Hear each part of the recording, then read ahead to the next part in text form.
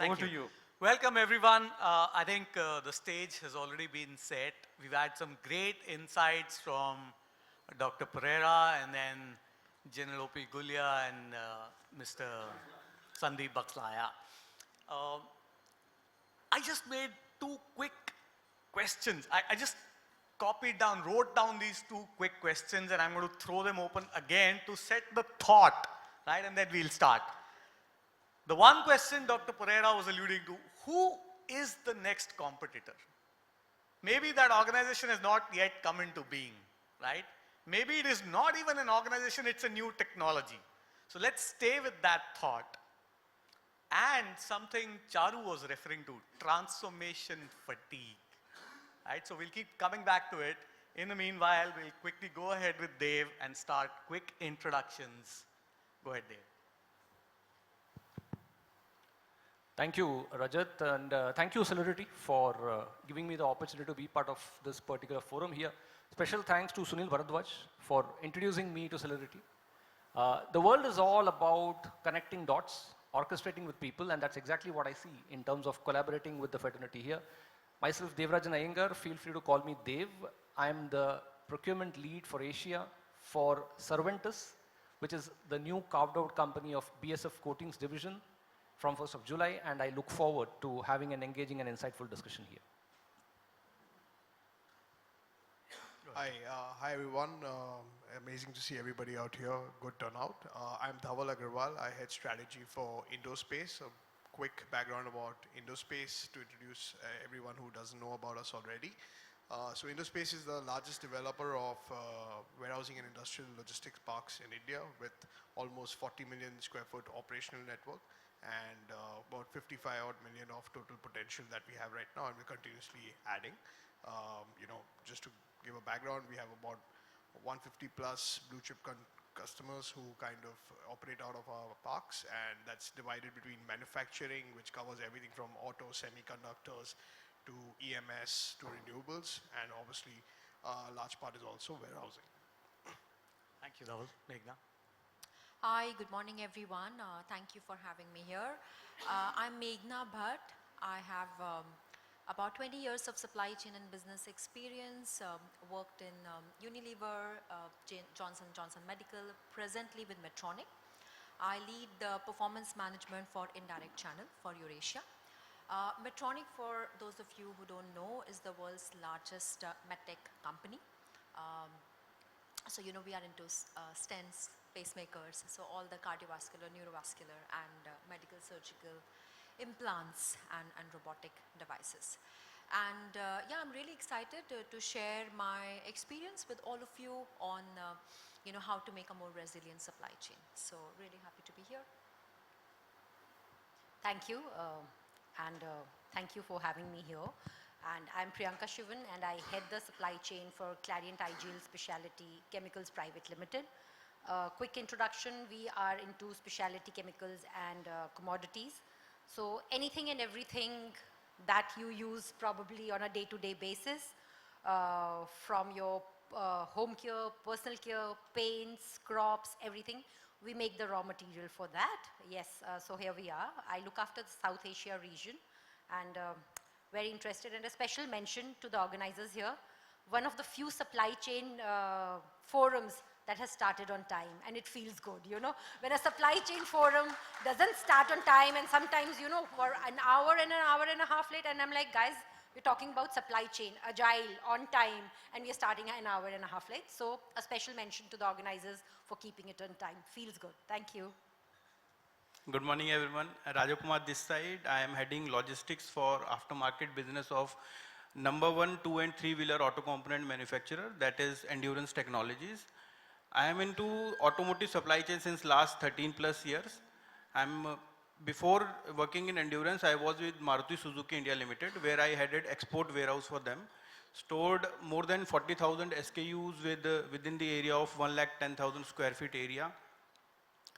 The challenge was there I got the exposure of global aftermarket business. And then I moved to Endurance, where the challenge is not only to efficiently handle the material, but also to ensure the availability of the material across the channel partners. So I have seen fragility at the both ends, from the tier 1 end, at the same time at the OE end.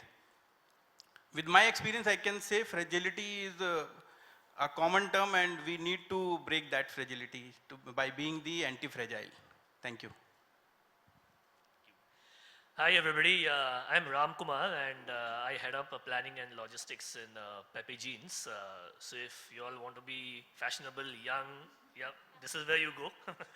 Yeah, and prior to this I have been in a variety of industries. I was for some time in FMCG and for quite some time in pharma as well. And now yes, I am in apparel and retail. So, looking at the topic supply chain fragility and also hearing whatever General Saab had mentioned earlier, I just remember a quote by Mike Tyson, everybody has a plan until they get punched in the face. So, very apt, even General Saab also said more or less the same thing, you have a plan until you have a bullet coming right towards you. So, I think this is the thought while we have this panel discussion. Yeah. Thanks. Yeah, guys, so thanks a lot. So my name starts with V, so hence I'm last now. I think we've been done alphabetical order. So hi guys, I'm Varun Kakkar. I'm Senior General Manager Supply Chain at Birla Opus Paints. I hope you're seeing our ads, a lot of money we are spending. So Naye Zamane Ka Naya Paints, we have just launched last year. And before that, I have 16 plus years of experience in supply chain. I've worked with P&G, Asian Paints and Sleek International. Looking forward to, I think, good conversation. We have got everything covered within supply chain. So let's see what Rajat has in store for us. Wow, but yes, Varun, I think, having moderated a couple of panels with Celerity, I think we've always kind of built from diversity, but this probably is one of the richest panels today, guys. So yes, there we are. I belong from Hamilton Housewares, popular brand being Milton. And like all of them, I hope you're using some of our products. If you're not, please catch me outside this room. All right, so we've dealt with quite a few forms of fragility of late. The last decade has been eventful, to say the least, right? We all went through a initial period of assessing what this fragility is about. What are we really facing, right? And like General Saab put it, know, plan, and adapt. I think I'm getting the middle one wrong, but I'm going to continue. So we were all in the phase of trying to understand what this disruption is about. When is it going to change? What are the constraints around this? And what can I do to jump back to life? And some of us, by the way, did a great job and completely turned into an opportunity, right? And that's what we're going to cover today. Now, since Varun was the last and he mentioned it on stage, I'm going to get him back right now. So Varun, give us one perspective of fragility that you've experienced, and how did you look at it? How did you end up moving through it, solving it? Yours.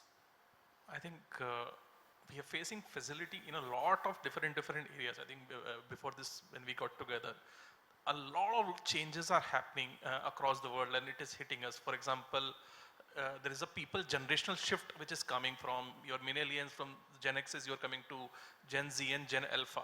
They have a very, very different way in which they operate. We are also having this entire economic shift which is happening from where US being the prominent power, we are going to a multipolar world. Also from your globalization, we are now going to anti-globalization, which is also having all those impacts. So I think because of that, we are in this world where everything is always under flux. There is no stability anymore. So some of the things, for example, we have done, maybe we can just take you to the last year, that what we have been having. So this kind of this Hormuz situation, I think Priyanka also will agree with me. There is this consistent up and down. So one tweet can change everything for you. With one tweet, you say, okay, oil is going up, let's start buying. Then there is one tweet, it is like oil is down, let's stop buying. So you are always in this kind of a world where it has now come to, I think, and for a lot of time, all of us were like, okay, we will do something through which we will start forecasting how the fragility is going to be managed. And I think in the last 1 or 2 years, after some point, we have said there is no point doing it. There is no formula, no algorithm in the world which is going to give you this ability to forecast. If Donald Trump himself does not know what he's going to tweet in the next 10 minutes, none of us are actually going to be able to figure it out. And from there, what we have really started moving towards is moving towards an agile world. If you can't predict it, at least your supply chains should be in a way where you are able to respond. And that is how we have seen. I think a lot of decisions, for example, compared to a monthly SNOP, now we have like a weekly get together, because we know what we did last week might not be, might not work anymore. You are in an environment where every week you are giving market share gains, every week you are opening new products, you are selling new products. So that is something fragility we have seen, that we are really trying to stop predict what is going to happen. And we have started focusing on how quickly you can respond to that agility. For example, all our chemical partners, we have very, very integrated supply chain with them, where we understand what their capacity to make is. For example, even for our imported products, we have a very good tie-up with the vendor where we know, okay, I will tell you only 1 week in advance, you please be ready, I will take the metal from you.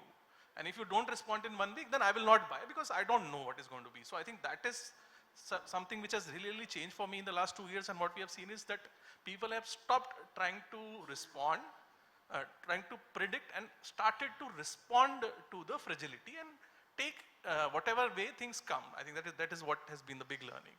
Super. I think this is a phrase I'm going to carry home, right? The certainty of uncertainty is the truth, right? There is going to be uncertainty. And we've all learned to react faster. What is happening is lead times of transactions and processes is crashing very, very fast. And I think that's the core of being able to react and change. And with that, Ram, we'll come to you. Consumer behaviors are changing, right? Disruptions hit you without the ability to predict that disruption, right? And one tweet overnight, like he said, stuff changes. How are you looking at disruptions? What kind of disruptions have you faced? And not just the consumer behavior, there are suppliers, like he mentioned. How are you dealing with these situations? So, I mean, building upon whatever Varun had said, the Gen Z, Gen Alpha, they are having a big influence in the way in which we run our business these days, So, and we have this term called as fast fashion. Basically, in simple terms, the product life cycle is very small. Changing fashion trends change very fast, and they are staying for a very limited period of time. So, because of all this, the time that we get to supply to the market is also very less. And on top of that, there is a lot of demand volatility as well. Gone are the days when we can use 2-year or 3-year historical data to forecast our sales. That doesn't work anymore because of shorter product life cycles, changing fashion, and on top of that, Instagram, Facebook and all, they keep giving us new varieties, new designs and all. So all those things have really posed a lot of challenge to keep up with the ongoing times. So, and when we are dealing with our partners, when we had 3 or 6 months lead time to supply a product for events like a BBD or a Big Billion Day or an EURASIA, those lead times have all shrunk drastically. Yeah, and of course, so and you cannot if you have a 6 month, if you still end up supplying in 6 months time, whatever you supplied has become out of fashion or out of trend. So you need to keep up with all that. So businesses, the way in which you run business is changing continuously, and that's where we are also trying to adapt. We are trying to develop the capability of using very limited data to forecast our sales, and not just that. As a demand planner, the role is also getting a little broad-based. It's not just we can't just work in silos. You need to interact with your stakeholders, other departments, design departments, for example, to see what is the latest trends or latest fashion designs which is coming up, and accordingly forecast your sales figures.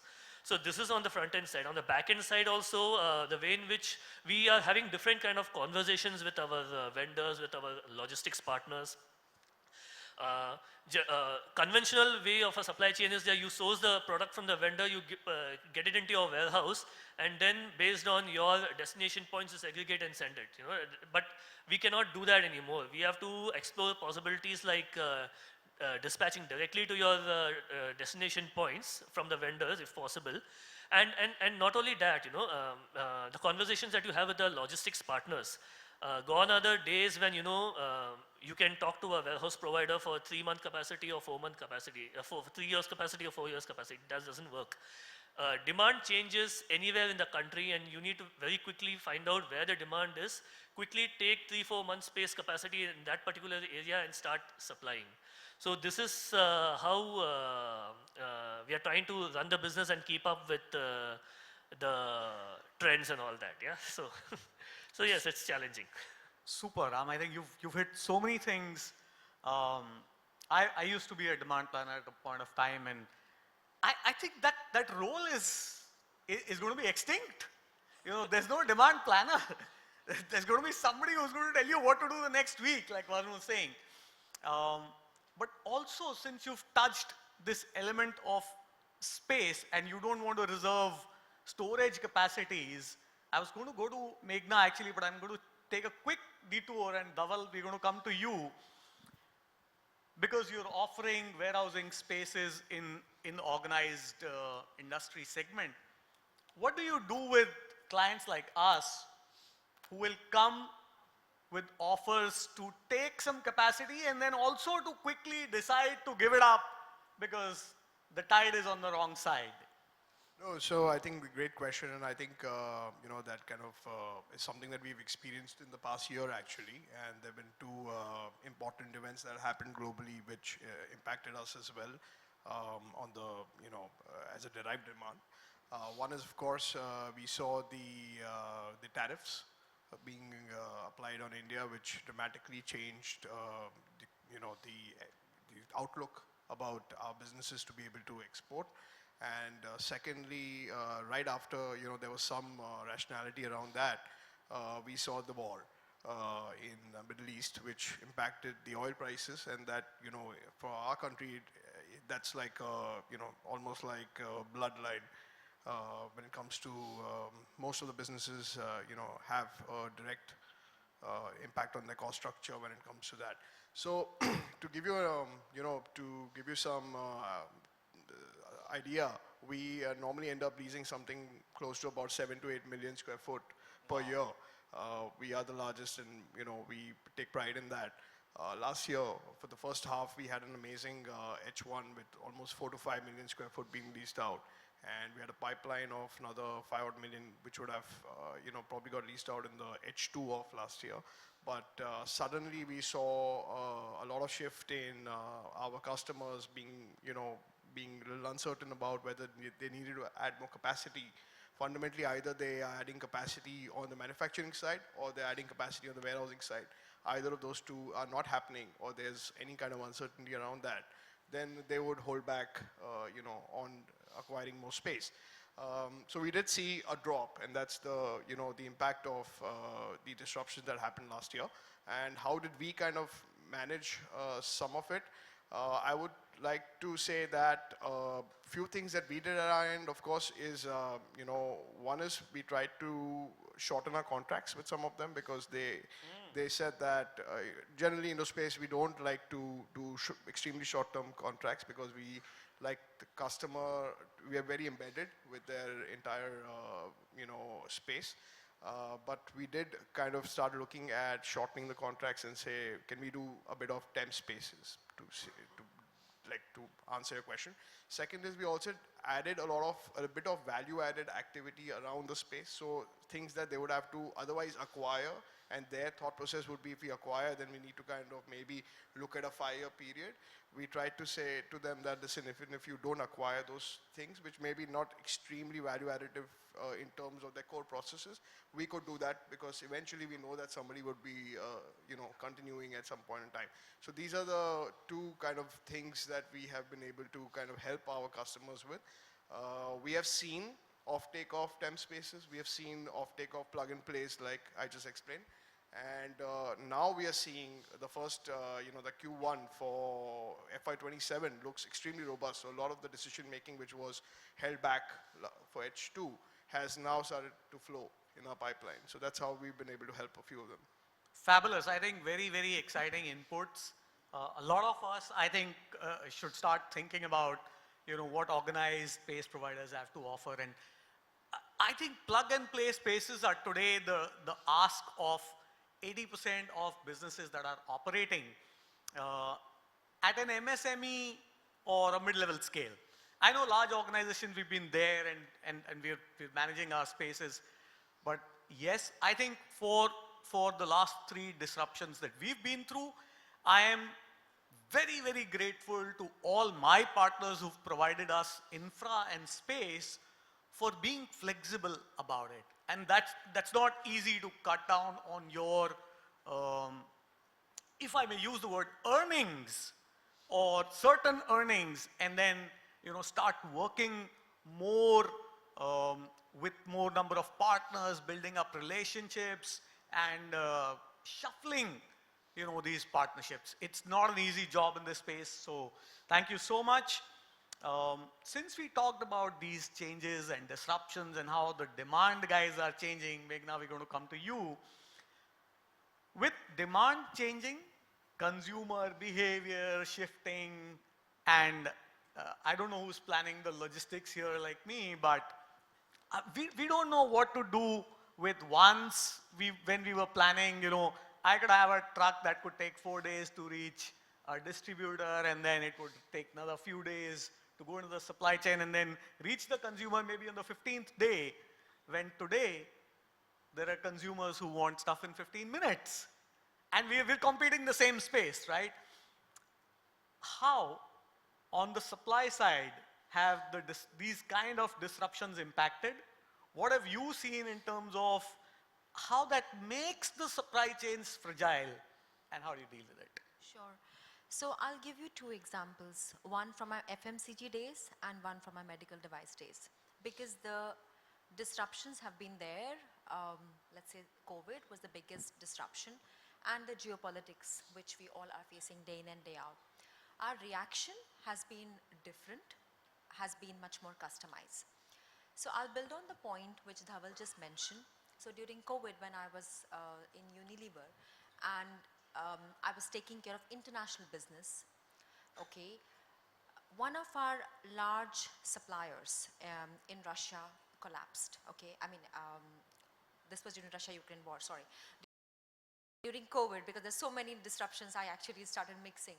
During COVID, when we needed the sanitizers, we actually leveraged the external capacity, the third-party ecosystem. And then we collaborated externally, extensively, and we were able to launch Lifebuoy in 46 markets in less than 120 days. Wow. So, I mean, I even remember the numbers. You were. So, absolutely, and that's why, Priyanka, we keep bumping into each other. Now, but FMCG, in that space where, we needed products, we needed, COVID response products, it was easier, relatively easier to make a sanitizer. Of course, it was really hard. When we have to do the stability testing, we have to do the formulation, compatibility testing, we have to do the transit trials. Any pump, any bottle, whatever was available, we were able to make 99% germ-free, sanitizers, mask, wipes, and make it available to, we created a capacity of 50 million. And how were we able to do that? Through a short, small, but purpose-driven team, a cross-functional team. And that team, we had amazing external collaboration, and that was the key. So, building onto the supply network. Now, this is FMCG. Now, in MedTech, now in the current space where we are having a big crisis, and as a business leader, because now my role is performance management for EURASIA, and Middle East is hard hit. Now, imagine our warehouses are in Netherlands, okay? Our customer base is all across EURASIA. Now getting the products into sanctioned markets like Russia, like Belarus, like Lebanon. Lebanon not sanctioned but extremely hard to reach. When the airspace is closed, when markets like Iran, we actually have a big market in Iran, when the bank accounts are frozen, how do we serve the patients in those markets? Because those used to be our big customer base, as big as, let's say, a market like Singapore, where we have been servicing. Now, as a purpose-driven company like Medtronic, we suddenly cannot cut off, and we didn't cut off still. So what is working right now are three things. Number one is extensive planning, so we of course do the quarterly planning, the monthly planning, but it's much more long-term planning because we know, we have accepted that, okay, there is potentially no end to the war, external scenario. But with the planning, we can get in the right set of partners. When I say partners, I mean the distributors who are able, who have the feet on the ground, who have the financial muscle on the ground, to make sure that they can store enough so that the patients in those markets, including Russia is huge, are, we have government tenders, are not suffering, people are not dying. Now in medtech, pharma, it's hard to replicate a product. Imagine a stent. I mean, it's difficult to make, imagine robots, robots which would do, a laparoscopic surgery. We do have those products. So it's hard to replicate products at that stage. And unfortunately, the resilient supply chain ecosystem, supplier ecosystem, which I was able to create in FMCG, it's hard to make it because there are just few suppliers from which we resource the parts and components. It's hard. So what we tried to do, our strategy change. We went externally. We try to get into the financial partners wherein we'll be able to make sure that even though the bank account are frozen, how do we get and secure Medtronic's money as well? Involve legal team, involve regulatory teams, and get the internal and external ecosystem running till the time, we are able to maybe get, let's say, 3 months advance payment. So, so that we do not have credit issues as well for the company. So the point I'll just summarize is, look, disruptions, whether it is COVID, Russia-Ukraine war, Suez Canal crisis, GST rollout, and now the crisis, and maybe, an AI cyber attack coming up next. I mean, hope, God forbid, it doesn't come. But then those are the things, which can maybe a crowd strike or something. So those are the things which can impact us. I think we all are smart enough. Most of us have many experiences. But what I'm trying to make a point is our response to those, those situations is very dynamic, and it's important to have that mindset across the organization, that collaboration within the organization and also externally, which is making this world still proceed at the fast pace as it is progressing right now. Wow, that is... Yeah. Just want to add, Varun, I just saw Meghna telling that being in J&J, it was difficult for her to make sanitizer. Just want to give a story. Unilever, for Unilever, it was difficult to make sanitizer. Just small thing. I was in Asian Paints during COVID. Government told us that you need to make sanitizers. And we had never even seen how any of the chemicals of sanitizer look like. Our supply chain, obviously the paint supply chain is not geared to supply sanitizers. Yeah. We actually took help from partner like Clariant and all, took help from their suppliers, understood how to make sanitizers, got packaging material from the FMCG suppliers, converted our paint lines to sanitizer lines, and day in, day out, 24/7, we actually made sanitizers and supplied to our distributors. And because of that, our distributors' shops did not close because they were selling sanitizers and not paints. Government allowed them to open their shops 24/7. Our plants also got to run 24/7 because we were making sanitizers. Government said, you can't shut your plant, you have to keep on running. Right. Just one small thing. For me, it was globally we were making for international business. So we have third party in Europe, a lot of third parties in China for global supply chain. Yeah. So you can see how And fragile I'll just add to what Varun was saying. So while Meghna was supplying this globally, and Varun's organization was asked to make because the requirement was much higher than what we could all produce, some of the local governments came even to us just to piggyback on the distribution channel and get the sanitizers from some suppliers into the markets. So I think collaboration is the way when it comes to disruptions, and you have to think out of the boundaries. I think this, great example. Yeah. What can we say about it? Good. So yeah, Priyanka, we're coming to you. Specialty chemicals, dealing B2B with a lot of other organizations who are facing disruptions themselves. And my question to you is, how does it reflect in terms of, the uncertainties that your clients are facing and the disruptions that they are facing, and hence they will kind of rely on you to be so much more flexible and agile. What does it mean for you when you see a disruption? How do you look at it? How do you prepare for it? Thanks, Rajat. And it was good. Clariant coming along from both the sides. Yeah, it's a good morale boosting. But yes, having said that, I will first just kind of take Meghna's example. When the demand for Lifebuoy really went like skyrocketed during COVID times, and we were asked to make the raw material, maybe increase our capacities almost 4 times.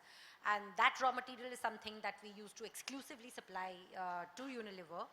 And so just starting off with the downside of preparing too much for times like this is like we made our capacity 4 times just to cater to this demand, because obviously it was not just a national but an international emergency, and lives were at stake, and they had to supply Lifebuoy to the international market also. Today we are back to 1/4 of the capacities, and we just don't know what to do with that capacity, what we built at that time. Yeah, so one of the downsides of being overly prepared is also that you are struggling to now what, especially if it is one customer. You're not supplying to multiple customers, the demand has come down, it was only for a specific period because something like COVID came, and now you're struggling with. So that is something that every organization has to have the buffer to absorb.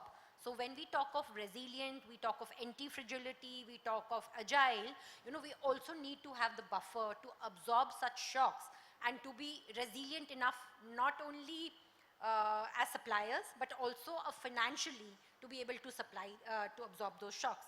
Similarly, coming to your point that we were already oversupplying to our original customers, I would say, when we got this demand from the non-traditional I would say manufacturers who were just out of nowhere asked to produce stuff, and we as the responsible, and we any which we have a very long standing at that, like with Asian Paints, are very long, so we could not say no, so obviously then you work around. Coming to the other point, because just going with the topic, basically anti-fragile, I would say that when we say, we've spoken about resilience a lot of times in a lot of forums, but when we say anti-fragile, what we always thought, resilient is being basically you absorb the shock and you move on, basically. You have a resilient supply chain, you have the power to absorb the shock. But when I always discuss such topics within the organization or outside, for me anti-fragile is basically not only absorbing the shock, but also redesigning our systems, basically. It's important to redesign our system, make sure we've learned something, but also to strike a balance, because you can't completely redesign to think the sky is going to fall on me tomorrow. It doesn't work that way, While we are still going through a geopolitical nightmare and none of us can predict when it's going to end. But then again, if you really plan all your systems around it, it's not going to be financially viable for any one of us, basically. Let's face the fact, I talk of having multiple suppliers, ek meko China mein chahiye, ek meko Singapore mein chahiye, ek meko, across the geography, so that Red Sea band ho, Suez band ho, Hormuz band ho, mera material sabse aata rahe. But I'm not going to get that kind of a relationship with the supplier. Agar main ek baar usse 10 ton leti hu, dusri baar usse leti hu, there is no relationship. So I'm not going to have that price advantage. While it's important to have that network, while it's important to know, okay, if this happens, I have somebody over here where I have an established relationship. Obviously, it's gonna cost me money. So that is what I said initially. You have to be able to absorb that financial buffer, basically.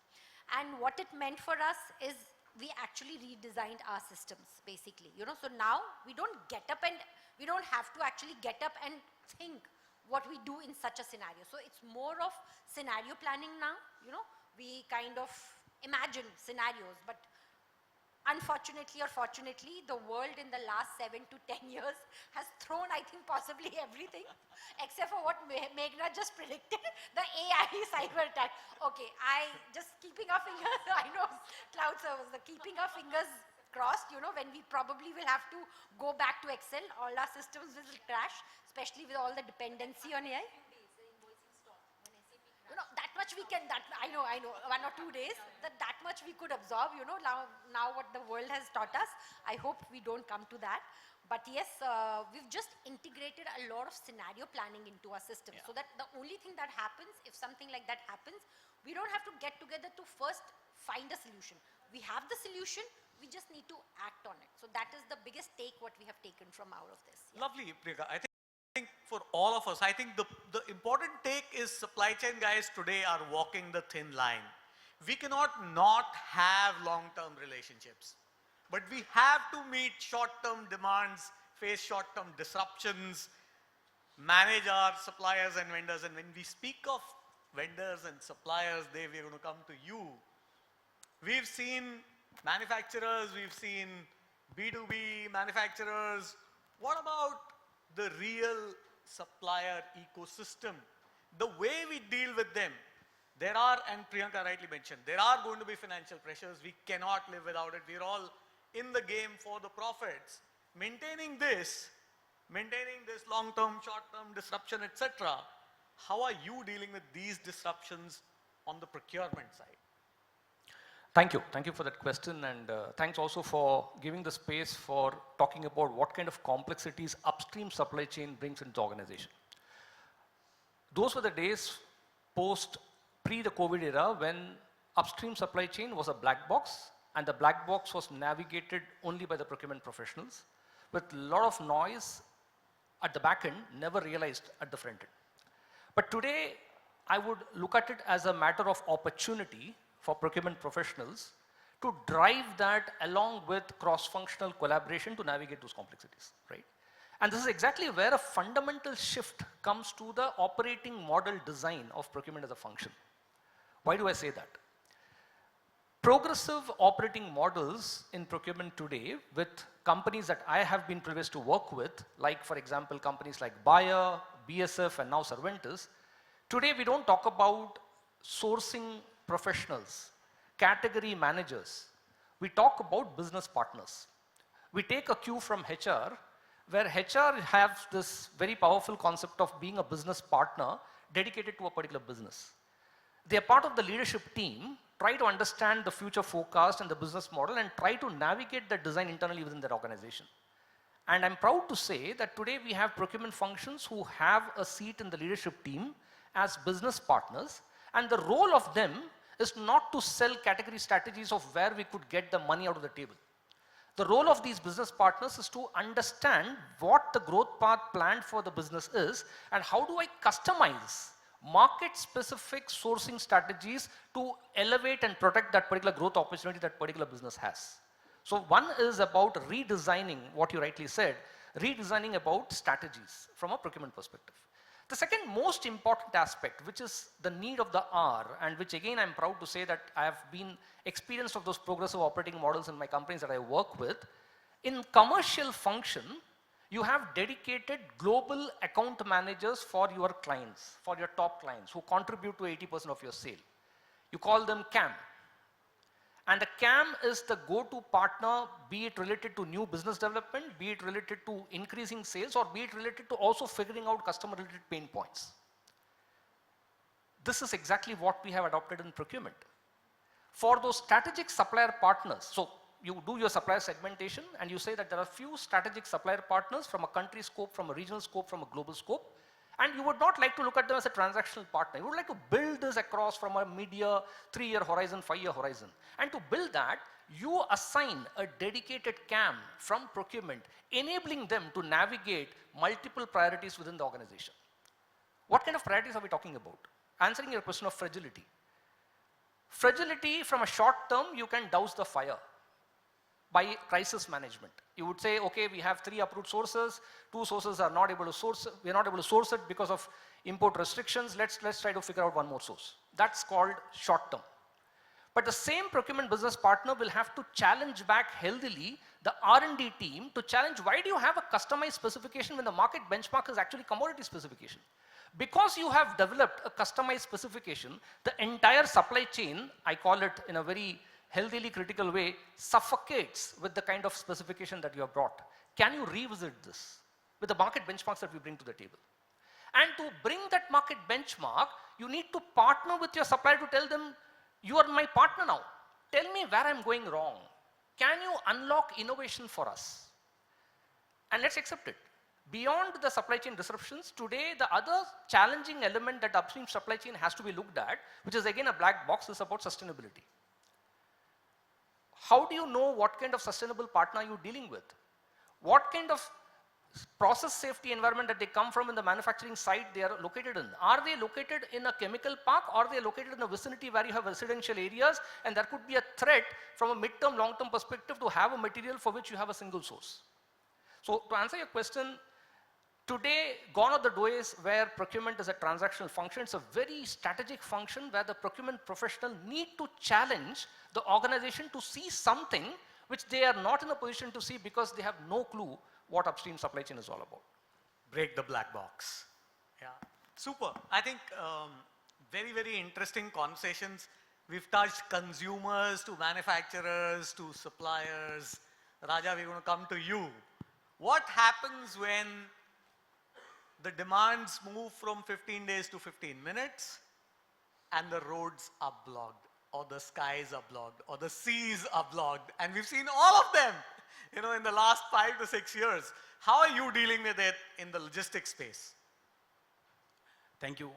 I'll talk about logistics. And logistics is a place where you'll get fragility in action.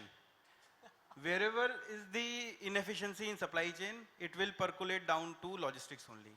There is supplier issue, then it will become the transportation issue.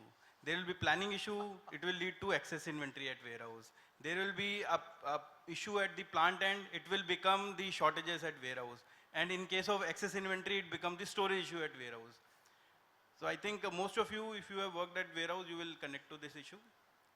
Recently, when this war got broke, we got the double rates of the polythene, because when we are supplying our parts in the market, we have to pack all those parts into the polythene. Suddenly from 160 rupees per kg, it became 400 rupees per kg. And there was a challenge of taking a hit of around 2 CR on our P&L. Then me and my team, we sat and we had done the VAV analysis, and we have done the benchmarking with the other tier 1 companies and OEs, and we saw that there is another material available in the market which can be used for the packing, and by that small initiative, we got the cost saving. Instead of taking the hit of 2 crores, we got the cost saving. This is because we have learned so much during the corona phase that we are becoming habitual of these type of situation. So we have got the cost saving of 25 lakhs out of that situation. Wow. So that is how we are dealing with these type Super. of challenges. I think I share the logistics space with Raja, and I've been privy to all of these disruptions. I think disruptions help us innovate in a way that we have never known earlier. I think that's the silver lining there. Okay, we're running out of time, but I'm going to come to this quick, very, very interesting part. We are going to name one supply chain disruption that we see coming in the next 2-3 years, and a quick take on how are you preparing for it. Right? Dave, should we start with you? Well, as Major said in the morning, rather than predicting what is going to come, we should be agile to sense what can come and how do we act towards that, right? So it's more of, let's say, agility to adapt is going to be the key and the new normal, rather than anticipating to predict. That's my take on that. Super. Dhaval. So I think, when it comes to supply chain disruptions, they're not bad for everyone, honestly. So I think from our perspective, of course, everybody can speak about supply chain disruptions, but actually some positives that are likely to come about, which is, as some of the panel members said, that we are going into a situation where we're going to have one-to-one kind of FTAs that are operating. So we have the UK that's gone live, the EU that's going to go live soon. We are going to maybe strike a deal with US. So this is a positive disruption that's going to happen because the entire supply chain will get re-engineered because of that. So from our perspective, it might be something that we're gearing up for because we are hoping that a lot of the manufacturing comes to India because of that. Super. Meghna. I'll mention three very briefly. Geopolitics is here to stay. I mean, today's Iran, Israel, something else. China is there. We are not in very friendly neighbors. So that, you know, I mean, we are all reading about metals and, you know, all the EV parts, all the components, right, all the heavy metals. So to me, the geopolitics is going to get bigger.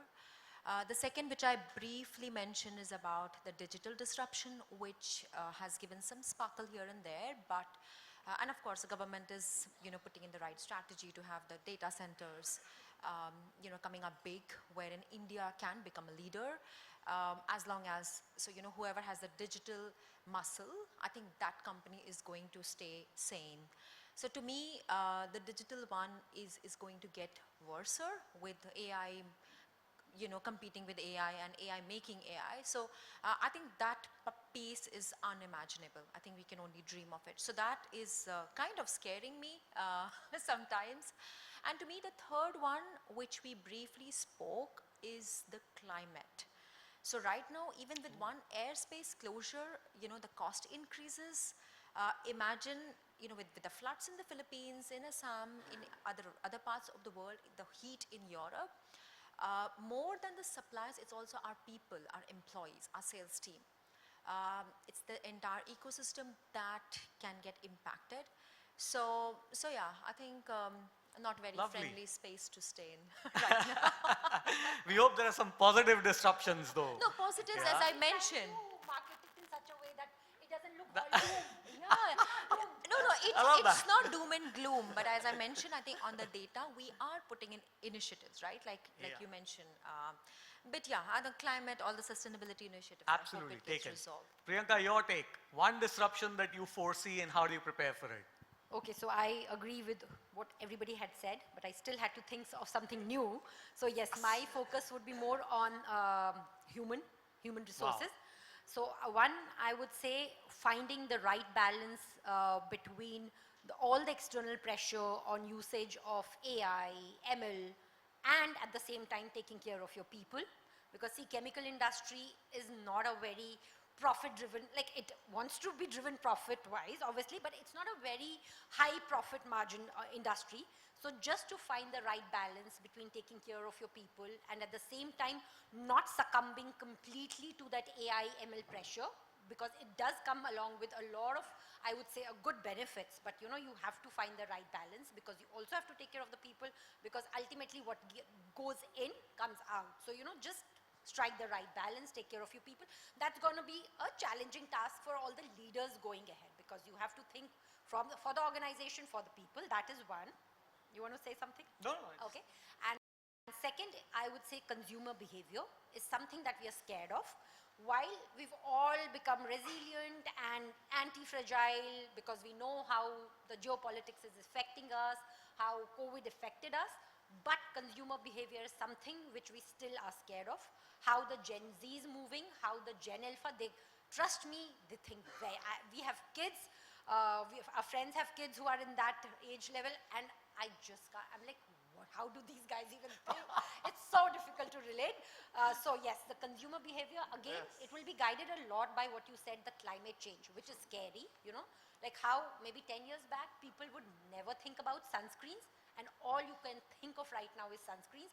I'll tell you, my lab itself is probably making some for 50 customers, they're making different formulations of sunscreen. So anybody and everybody is going into sunscreens.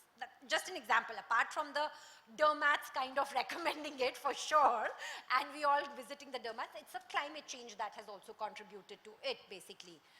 Yeah, so I would say consumer behavior and this balance between AI and our people. Yeah. So I was going to say, thank God somebody brought up people, right? Anyway, Raja, what's your take on what's the next disruption that we could be seeing and how you're preparing for it? According to me, next disruption is about over-dependency on digital systems. We are becoming over-dependent on AI and other things. which are related to digital. We have dependency of, over dependency on this, and we have contingency plan for physical systems, physical setup, but we must have the contingency plan for digital setup, how to tackle this situation. So what we are doing is, instead, if we are doing AI based forecasting, we must have the physical system also available. There is one person who can do manual forecasting also. Wow, that's a nice one. I mean, the other day we had a meme that said, you know, kids today cannot write letters on their own because they don't know how to write. Now, we're saying if that did not exist or was not accessible at some point of time, would we have to do it ourselves? I don't know. Ram, what do you think about it? You're talking about kids cannot, not able to write letters. The kids cannot read the analog clock now. True, absolutely true. Just one point over here. So in fact, what Raja mentioned is like, I sometimes feel that our generation, I would want to believe that more or less we are all belonging to the same generation, almost the same age group. I think we're the lucky one, because when you see all those dystopian movies, right? And I'm like, okay, we are the only ones who will survive. We've seen the analog part also very well. We've seen the digital part. We are not struggling with either. Given a choice, हम आज भी telegram देने जा सकते हैं. We'll understand the concept कि telegram क्या है, trunk call क्या है, PCO पे 11 बजे के बाद phone करना क्या. These guys are like, what's that language? You know, like that's sometimes I feel we belong to a very fortunate generation. We can survive in a dystopian world, but I don't know what will happen to the Gen Z. The ability to hunt is what's going to remain at the end of it. Yeah. I don't know. Yes, Ram, go ahead. So, I mean, if you're talking about We're talking about predicting yeah, disruptions. yes, wow. Predicting the future disruption. No, I did not, to be honest. So, to be honest, for me, it's very difficult to, you know, predict what can happen in the future, but I can imagine a lot of things, looking at the last 10 years, you know. If I have to just look back, who would ever imagine that one ship will block Suez Canal? Perpendicular to the Suez Canal, literally. I mean, who would even expect that? So, but whatever be the disruption, it boils down to basically, I would say two things. One is, like I had explained earlier, demand volatility. And another one, what comes into my mind is what I would call as a inventory paradox. I mean, how much inventory do I hold? Where do I hold? Do I hold more? Do I hold less? Which part of my supply chain node do I hold? So that is what it boils down to, whatever be the disruption, you know. Yeah. And how we can actually cater to it or be ready for it is set up something called as a supply chain optionality, you know. So let us not try to imagine one particular disruption and create a solution around it. Rather, create a solution which will cater to various types of disruptions. This is a thought which came into my mind, one. And second thing what comes into my mind is setting up, go one step higher than a control tower, set up a supply chain resilience intelligence system, you know, wherein you are not just using your internal data, which is there within your organization. You are working with various stakeholders inside your organization, various partners outside your organization, bring in some qualitative inputs to your baseline quantitative output, and then create something which will help you as a buffer. So Super. this is my take, basically. Yeah. Yeah. So we're basically saying if you can't predict uncertainty, try and sense it as soon as you can. Absolutely. Right, lovely. Yes, Varun. Yeah, so thanks a lot, everybody. I think you've taken all the good points. I had to find completely new points which I had not planned only. Okay. So one thing, three things came to my mind when I was taking off completely new things which I had not rehearsed at all. So three things. One is all the globe till now has been, all the commerce till now has been built up on an ever increased population. So last whatever 100, 200 years, we have tripled or 4 times our populations. Everything that we know, all the commerce, so all the companies are investing, everybody's buying AI, everything is doing with an expectation that there will be more customer to buy more of your stuff. That thing is going, I think that time has almost passed And within the next 10 to 15 years, it's going to be a completely 180-degree shift in terms of how that is happening. Same has already happened in Japan, same has already happened in China. So China spent 100 years building up their real estate companies. Now they have real estate, they have nobody to buy that real estate. It is a completely different way in which you are planning it. A lot of your Western nations have become very, very advanced, but they don't have people to keep that system going. So it is going to be a very, very different systems, and it is something that especially in India, we have never thought of it, and across the world also we have never thought of it. So I think it's a completely new disruption which people need to get used to. That is number one. Number two is with deglobalization happening, all the supply chains have to go back and become self-sufficient once again. So for example, all your motors and all your EVs, they took this rare earth minerals, and the EVs were designed with an expectation that rare earth elements will always be available.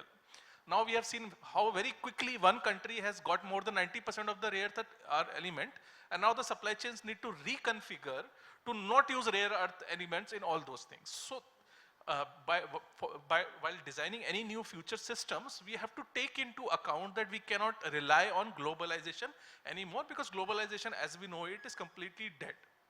So I think that is a very completely new phenomena which all of us need to get used to. And for example, even in the country, we are trying to make semiconductors. We don't know how, but we need to make it somehow. So that is one.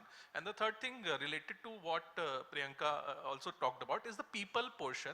So with the new consumer behavior coming in, it is going to be a very, very different world, especially with Gen Z coming in. The way they interact is not transactional in nature. They have a very, very different way of doing things. For example, for us, for millennials, we go to Google, we go to Amazon, we see the customer, whatever, reviews, and we buy. They don't buy like that. They buy they directly go to Instagram, they interact with the seller, and B2C they'll be buying. So that is a very, very different phenomena. Also, with this new breed of people coming in, we have to see, and all of them are AI native. All of them will be using AI, but if everybody uses AI, then who will get paid to do the work? So that is also something which is, I think, started really coming up for all the AI companies, that you can have as much AI as you want, but if you fire all the people who are paying for that AI, then who will pay for the AI? I think that is one question that all of us need to ask going forward, and that is going to lead to a huge disruption. Super. Let's have a quick crossfire. And we'll go this way, Dave, we'll start with you. Given a chance, would you put a young guy at the helm of your organization coming from Gen Z, or would you stay with the wiser tenured leaders? Quick yes or no? I would stay with the wiser tenured leader, provided they also act and sometimes be adaptive as a Gen Z. Adaptable, wiser, tenured leader. Okay, Dhaval. Oh, same question. Same question, yeah. Okay. No, I think I would. I don't care about the age. I don't have a view on that, Gen Z or whatever. I think adaptability is extremely important. I think what's changing is generalists are important. People who can kind of be flexible to be able to move around in functions. And I think that, to me, is a big change. I think. Yeah. Lovely.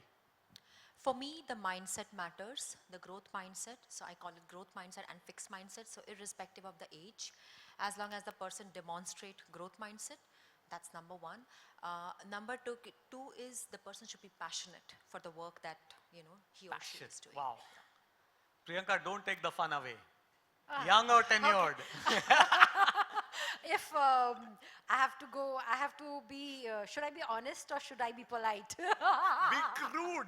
Okay, so if I be honest, to make my work easier, I would rather go with the one who's like completely been in the system, knows the work. But yes, as Meghna said, I'm a very, very strong believer in skill set can be learned, it can be taught, but the attitude and the mindset that you come with is somehow very difficult to be taught. And especially if you are already you've been in the system for the longer time, sometimes you are kind of not get used to it and you're not ready to change. Sometimes the Gen Z is easier to malleable. So I would rather go with the Gen Z with a good skill set and who can be molded according to a growth mindset. Skill set, yeah. mindset, adaptability. Yes, Raja. In my point of view, I will take a seasoned person with some tech savviness in his way of working. Tenured person who's young at heart. Okay, Ram. So in my view, I mean, age is just a number, you know. You can... Thank you. We're in the game. Yeah. So, I mean, you can learn even when you're 60 or 65. I just read an article somewhere in the newspaper a few days back. A 65-year-old person has joined somewhere as an intern. And I Age don't is just a remember number, where, but we yeah, I get do it. remember that article. Yeah. Varun, last 10 seconds. Yeah, I think all of you are completely mistaken. If you think any of the Gen Z wants to do our jobs, none of them are completely not interested in doing. It's like asking a Gen Z person, do you want to use a rotary phone? They say, I don't want to use a rotary phone. So my last two MTs, 2 years I spent with them. After 2 years, we said, okay, do you want to do a one role? They said, no, this was one and done. That's it. Thank I you. had to do my compulsory supply chain stint. I'm done So with we don't that. have the answers to who's going to lead the next organization. So all of you are stuck, your jobs are well secure, you are stuck with your jobs for the next 10, 15 years until the robots take over. So guys, uncertainty is certain. Predict to react fast. That's the shift. We will not be able to predict. All we can do is react fast. New gen, new consumer, new leader. I think all we have to do is create mindsets and skill sets that are able to sense these changes and again, allow the whole organization to adapt. And that's the key. Thank you so much, guys. It was lovely. I hope it was good for you.